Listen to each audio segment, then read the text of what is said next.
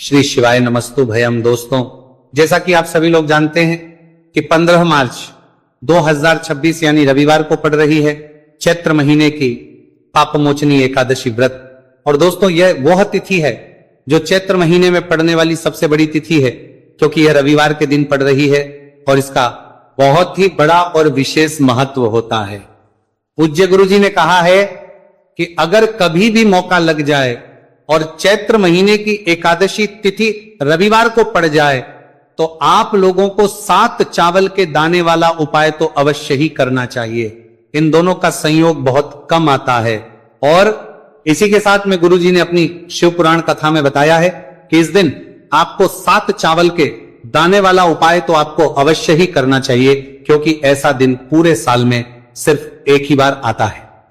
और दोस्तों, आप सभी लोग जानते हो कि रविवार एकादशी तिथि का अगर सबसे बड़ा कोई उपाय है तो 7 चावल के दाने वाला उपाय है। तो इस रविवार एकादशी तिथि के दिन आप लोगों को इस 7 चावल के दाने वाला उपाय को जरूर करना है। बहुत सारे लोग होंगे जिन लोगों ने इस उपाय को ना किया हो, मतलब पूरा महीना निकल गया, उन्होंने किसी भी दिन इस 7 चावल के दाने वाला उपाय को ना किया हो। पर दोस्तों, आपके पास एक आखिरी मौका बचा हुआ है जो कि 15 मार्च के दिन है। तो इस दिन आप लोगों को इस वाले उपाय को जरूर कर लेना है।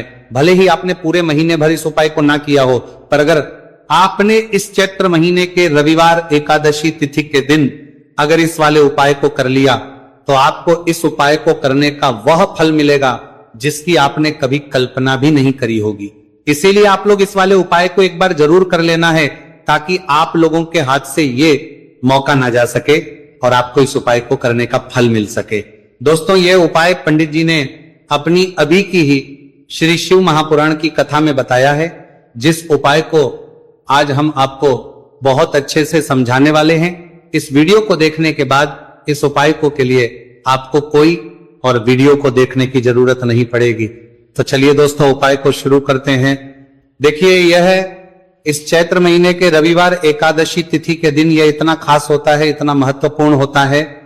देखा गया है कभी कभी बड़े बड़े पूजा पाठ अनुष्ठान से जो मनोकामना पूर्ण नहीं होते, वह चैत्र महीने के रविवार एकादशी तिथि के दिन एक छोटे से उपाय करने से ही आपकी मनोकामना हो जाती है। और बहुत सारे लोगों ने इस उपाय को किया भी है और उनको इस उपाय को करने का फल भी जरूर मिला है। अगर आप लोग भी इस उपाय को करना चाहते हैं तो आप इस उपाय को पहले अच्छे से समझ लेना, सुन लेना, उसके बाद करना, आपको इस उपाय का फल जरूर मिलेगा।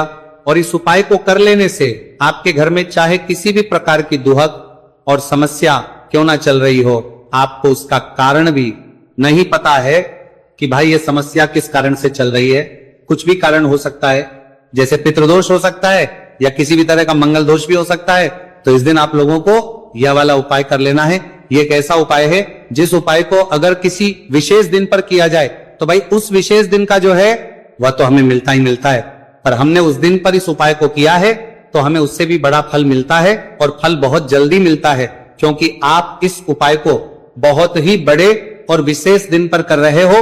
तो अब उपाय के बारे में बात करते हैं, लेकिन उससे पहले आप लोगों को यह जानना आवश्यक है कि आखिर ये उपाय किस समय करना है, किसको करना है और कैसे करना है। तो चलिए हम आगे आपको वीडियो में एक एक करके बता देते हैं। लेकिन उससे पहले अगर आप लोग हमारे चैनल पर पहली बार आए हैं या फिर मेरी आवाज आज पहली बार सुन रहे हैं तो हमारे चैनल सनातन धर्म का संसार को सब्सक्राइब जरूर कर लेना और इस वीडियो को लाइक करके कमेंट बॉक्स में श्री शिवाय नमस्तु भयम ओम नमः शिवाय जरूर टाइप कर दें। तो दोस्तों, इस 7 चावल के दाने वाला उपाय को हमें इस रविवार एकादशी तिथि के दिन कैसे करना है, किसको करना है, किस समय करना है और कहां पर करना है, ये सारे सवालों के जवाब आपको इस वीडियो में मिल जाएंगे। और जो ये वीडियो देखेगा भाई, उसको 7 चावल के दाने वाला उपाय जरूर करना चाहिए, क्योंकि इस दिन एक चावल के दाने का भी बहुत ही बड़ा और विशेष महत्व होता है। और जब बात आ जाए 7 चावल के दाने वाला उपाय की, तो ये सोने पर सुहागा वाली बात हो जाती है और ये एक बहुत ही बड़ा उपाय हो जाता है इस रविवार एकादशी तिथि का। तो अब दोस्तों, इस 7 चावल के दाने वाला उपाय को आखिर करना किसको है, सबसे पहले हम लोग वह बात जान लेते हैं। तो देखो, घर की जो बड़ी माताएं बहनें होती हैं, उन माताओं बहनों में से कोई भी एक बड़ी माता बहन इस वाले उपाय को कर सकती है। और दोस्तों, अगर आप चाहें तो अपने घर में से सभी सदस्यों को भी इस उपाय को सकते हैं। अगर किसी व्यक्ति की खुद की कोई मनोकामना है खुद की कोई दुख और परेशानी है जो कि वो अपने लिए ही करना चाहता है, इस वाले उपाय को तो वह खुद अपने लिए भी कर सकता है। बाकी अगर कोई घर में से ऐसा है जो कि अपने पूरे घर परिवार की सुख और शांति के लिए ये वाला उपाय करना चाहता है तो भाई वह भी कर सकता है, उसमें भी कोई दिक्कत वाली बात नहीं है। कहने का मतलब यह है कि इस उपाय को हर एक सदस्य भी कर सकता है और पूरे घर परिवार के लिए घर की बड़ी माताओं बहनों में से कोई एक माता बहन भी कर सकती है। माताएं बहनें अगर घर में उपस्थित ना हो या वह ये वाला उपाय ना कर पा रही हो तो फिर घर का कोई बड़ा सदस्य भी इस 7 चावल के दाने वाला उपाय को कर सकता है, चाहे फिर वह पुरुष ही क्यों ना हो, उसमें कोई भी दिक्कत वाली बात नहीं है। अब दोस्तों जो अगला प्रश्न निकल कर आता है वो ये आता है इस उपाय को लेकर कि आखिर इस उपाय को हमें किस समय करना है, सुबह के समय करना है कि शाम के समय करना है। तो देखो इस वाले उपाय को आप लोग सुबह के समय भी कर सकते हो और शाम के समय प्रदोष काल में भी कर सकते हो। अब अगर आप पूछो कि भाई सबसे उत्तम समय कौन सा रहेगा इस 7 चावल के दाने वाला उपाय को करने का, तो हम आपसे बस यही कहेंगे कि इस उपाय को आप सुबह के समय करेंगे तो ज्यादा बेहतर होगा। बाकी अगर प्रदोष काल शाम के समय भी करेंगे तो भी अच्छा होगा, उसमें कोई भी दिक्कत बात नहीं है। तो अब दोस्तों जो अगली सबसे बड़ी और महत्वपूर्ण बात आती है वो ये आती है कि सुबह अगर हम उपाय को करेंगे तो हमें कितने बजे से लेकर कितने बजे तक के बीच में करना है, और शाम के समय प्रदोष काल में करेंगे तो हमें कितने बजे से लेकर कितने बजे के बीच में करना है। तो देखो सुबह जितनी जल्दी हो सके आप उपाय को करने की कोशिश करना। बाकी अगर किसी कारणवश लेट भी हो जाओ, थोड़ी देर भी हो जाए तो 10 या 11 बजे तक भी आप उपाय कर लेना, पर 12 बजे से ज्यादा देरी ना हो, ठीक है, इस बात का ध्यान रखना। उसके बाद में दोस्तों अगर शाम के समय प्रदोष काल की बात करें, प्रदोष काल का जो समय है होता है वो शाम के 6 बजे से शुरू हो जाता है। मतलब शाम के 6 बजे से लेकर 7 बजे के बीच का जो समय होता है यह समय प्रदोष काल का समय होता है। तो आप इस उपाय को 7 या 8 बजे के बीच में भी कर सकते हो। मतलब शाम के 6 बजे से रात 8 बजे के बीच में आप कभी भी इस वाले उपाय को कर सकते हो, उसमें कोई भी दिक्कत वाली बात नहीं है। देखिए दोस्तों एक एक करते हुए हम उपायों को समझेंगे। सबसे पहला उपाय बहुत ही आसान सा उपाय है। देखो यदि आपको ऐसा लगता है कि बाबा आपकी सुन ही नहीं रहे हैं, बाबा आपकी मनोकामना परिपूर्ण कर ही नहीं रहे हैं, आपने कई उपाय कर लिए, कई आपने इच्छाएं महादेव के सामने रख दी लेकिन आपकी मनोरथ जो है वो परिपूर्ण हो ही नहीं रही है, और आप चाहते हैं कि वो मनोरथ जो आप कई दिनों से बाबा से मांग रहे हैं वो परिपूर्ण हो जाए, तो आपके जीवन के दुहक तकलीफ है ये सब दूर हो जाए। देखिए हो सकता है आपके घर में कोई कोर्ट केस चल रहा है या आपके घर में बहुत ज्यादा लड़ाई झगड़े चलते हैं, तो आपके घर में अगर शांति नहीं है, आपके घर में धन की कमी है, धन की वजह से आपके घर में बहुत ज्यादा लड़ाई झगड़े चल रहे हैं, तो आपकी तकलीफ दूर होने वाली है। स्वयं नंदी जी वाला ये विशेष उपाय है। नंदी जी के कान में कुछ बोलना है, नंदी जी के कान में इस प्रकार से बोलना है और आपकी मनोकामना परिपूर्ण हो जाएगी। देखो क्या क्या चीजें को लेनी है, पहले ये समझ लीजिए।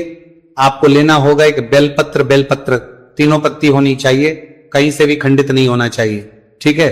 बेलपत्र के साथ में आपको लेना है पीला चंदन मात्र 1 बूंद मात्र, 1 बूंद छोटी सी टिकी आपको लगानी है बेलपत्र में, इसीलिए थोड़ा सा ही पीला चंदन आपको लेना है और इस पीले चंदन के अंदर थोड़ा सा जल मिला देना है ताकि गीला हो जाएगा, पेस्ट के रूप में तैयार हो जाएगा। आ गई इतनी बात समझ में। अब आप क्या करना है, आपको साथ में लेना है 7 चावल के दाने। महादेव आप आपका साथ देने वाले हैं इन 7 चावल के धनों से। अब आपको क्या करना है, भगवान शिव के मंदिर में आपको जाना है। नंदी जी बैठे हैं, नंदी जी के पास में मतलब जो पैर उठा हुआ रहता है ना नंदी जी का, उस साइड आपको सीधे साइड आपको बैठना है। इस यहां पर जैसे ही बैठोगे यहां पर आपको बेलपत्र लेना है और बेलपत्र की जो ये बीच की जो डंडी है यहां पर आप मात्र पीले चंदन की एक बिंदी लगा देनी है। पीले चंदन की बिंदी लगा दी। अब ये जो ऊपर वाली जो पत्ती है यहां पर एक एक करते हुए 7 चावल आपको रखना है, ठीक है। 7 चावल आपने ऊपर वाली पत्ती पर रख दी है, या देखो एक प्लेट ले जाना, तो प्लेट के ऊपर आप बेलपत्र रख देना, फिर टिकी लगा देना, फिर उसके बाद आप ये 7 चावल के दाने रख देना, ठीक है। अब आपको क्या करना है, जहां पर आप नंदी जी के वहां पर बैठे हो तो नंदी के कान में आपको आपकी जो भी इच्छा है, जो आप चाहते हैं कि महादेव परिपूर्ण करें, और नंदी जी के कहने पर महादेव आपकी मनोकामना निश्चित तौर पर परिपूर्ण करेंगे, तो आपको क्या करना है, नंदी जी को कान में आपको बोल देना है, जो भी आपके दुख तकलीफ है, जो भी आपके कष्ट है, वो सब दूर हो जाए, ऐसी आपको कामना करना है। और नंदी जी के कानों में आपको बोल देना है, जो भी आप चीज बोलेंगे वो नंदी जी भगवान शिव से विनय करके बोलेंगे, और नंदी जी की बात भगवान शिव नहीं टालते हैं। और इसीलिए जो भी इच्छा है, आपकी जो भी कामना है, वो आपको विशेष बोलना है, और उसके बाद आपको वहां से उठना है। ठीक है, नंदी जी को कान में मनोकामना बोल दी, फिर उठना, फिर उसके बाद भगवान शिव के वहां पर जाना, और ये जो बेलपत्र है, ये बेलपत्र चिकना वाला साइड जो है, और भगवान शिव के शिवलिंग के ऊपर इसे अर्पित कर देना है। अर्पित कैसे करोगे? जो बेलपत्र का जो चिकना वाला साइड है वह नीचे की साइड हो जाना चाहिए।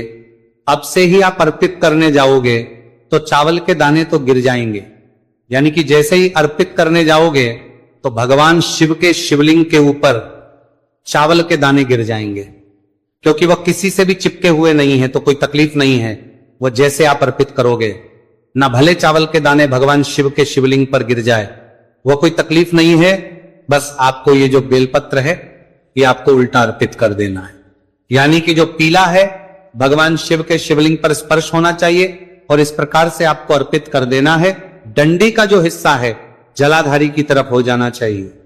बस इतना सा प्यारा सा उपाय एक बार करके देखिए, निश्चित तौर पर महादेव आपकी जो भी मनोरथ है, जो बाबा से आप कई दिनों से मांग रहे हैं, वह निश्चित तौर पर परिपूर्ण हो जाएगी। आगे इतनी बात समझ में। देखिए, अब हम बात करते हैं दूसरे उपाय की। देखिए, यह उपाय जीवन ऊर्जा का है, रविवार का दिन है और एकादशी तिथि है। अगर आपके जीवन में बहुत ज्यादा अंधकार है, अगर आपके घर के जो बच्चे हैं बहुत ज्यादा सोचते हैं, या आपके घर में कोई भी ऐसा व्यक्ति है बहुत ज्यादा सोचता है, डिप्रेशन में रहता है, तनाव उसको है, तो तनाव को मुक्त करने के लिए यह उपाय है। अगर उसके भाग्य में, जीवन में तेज की प्राप्ति नहीं है, तेज यानी कि ऊर्जा नहीं है, उदासी रहती है जीवन में, आलस्य है, तो फिर उस व्यक्ति को यह उपाय करना चाहिए। कोई काम करता भी है तो उसमें सफल नहीं हो पा रहा है, तो विशेष ये व्यक्ति विशेष ये उपाय उसी व्यक्ति को करना है। देखो, इस उपाय के लिए आपको क्या क्या सामग्री लेना होगी। सबसे पहले तांबे का एक पात्र लेना, उसके अंदर घर से आपको जल भरना है। अब इसी जल के अंदर आपको लाल चंदन डालना है, एक छुटकी डालें, थोड़ा ज्यादा डालें, जितना आपको डालना है आप डालें। लाल चंदन जो होता है वो तेज की वृद्धि करता है। रविवार के दिन लाल चीजों का उपाय करना बेहद शुभ होता है, और हो सके तो लाल रंग के कपड़े पहन करके अगर आप यह उपाय करेंगे ना तो और भी शुभ होगा। ये लाल चंदन मिश्रित जल आपको क्या करना है, आपको जाना है किसी भी बेलपत्र के पेड़ के वहां पर, सुबह से लेकर के शाम तक आप यह उपाय कर सकते हैं। कल रविवार की एकादशी तिथि पर सुबह से लेकर के शाम तक आप बेलपत्र के पेड़ के वहां पर जाना, उत्तरमुखी होकर आपके जीवन के अंधकार दूर हो। जो भी आप स्मरण करेंगे, आप लेट उठते हैं, आपसे कोई कार्य बनता नहीं है, आपके जीवन में रोग बहुत ज्यादा है, तो भी आप ये उपाय करेंगे तो आपको उसका स्मरण करना है कि ये समस्या मेरी महादेव आपको दूर करना है। ऐसी कामना करते हुए आपको ये जो जल है श्री शिवाय नमस्तुभ्यं का स्मरण करते हुए ये पूरा जल आपको बेलपत्र के पेड़ की जड़ में आपको अर्पित कर देना है। बहुत ही आसान उपाय है और ये उपाय हर कोई कर सकता है, तो ये मुक्का आपको गंवाना बिल्कुल भी नहीं है। ये हो गया दूसरा उपाय। अब हम बात करते हैं अंतिम उपाय की, तीसरे उपाय की। देखो, ये उपाय बहुत ज्यादा खास है। शिवलिंग पर चढ़ा जल 3 जगह आपको लगाना है आपके शरीर में, और आपकी बीमारी दूर हो जाएगी। देखो, अगर आपको कोई बीमारी हो गई है और बार बार आप डॉक्टर को दिखा रहे हैं, डॉक्टर ने बोला 5-10 दिन अगर आराम नहीं होगा तो आप एडमिट हो, या आपके शरीर में कोई रोग है जो कई दिनों से है और आप चाहते हैं कि वो रोग आपका दूर हो जाए, तो यह रोग आपका निश्चित तौर पर दूर होगा। बहुत ही आसान सा उपाय है, घर का कोई भी व्यक्ति यह उपाय करते हैं सकता है, ये रोगी व्यक्ति भी यह उपाय कर सकता है।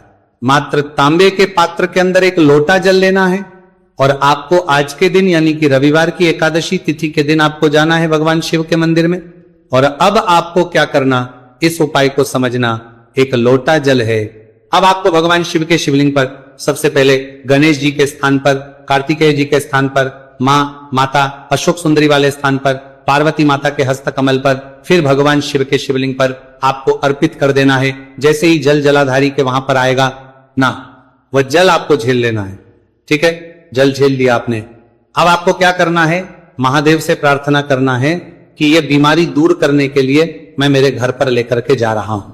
इस व्यक्ति को, यह व्यक्ति जो है ये बीमार है, इसकी जो परेशानी है ये आपको दूर करनी है। ऐसी कामना करते हुए आपको घर पर लेकर के आ जाना है। जो भी व्यक्ति बीमार है वह खुद स्वयं उस जल को छुए और उसे 3 जगह लगाना है। एक सबसे पहला नाभि पर लगाना है, शिवलिंग पर जड़ जल। फिर दूसरा जो है मस्तक सिर पर, जहां पर हम तिलक करते हैं ना बीचों बीच में, यहां पर आपको जल लगाना है। और तीसरा जो है सिर पर आपको जल लगाना है। देखो यहां पर एक चीज समझना, जब नाभि पर आप मणिपुर चक्र में आप जल लगाएंगे, थोड़ा सा जल वहां पर लगाना। फिर उसके बाद जब दूसरा अज्ञात चक्र में आप जब जल लगाओगे ना, तो 3 करने त्रिकोण में दूर होना शुरू हो जाएगी। ये उपाय आप रविवार के दिन कर रहे हो ना, ज्यादा जल लेकर के आना, ताकि आप सोमवार, मंगलवार, बुधवार, गुरुवार, शुक्रवार तक आप ये जल का कर सको। ठीक है, लगातार 5 दिन आपको लगाना है। आपके शरीर में निश्चित तौर पर आराम आपको मिलेगा।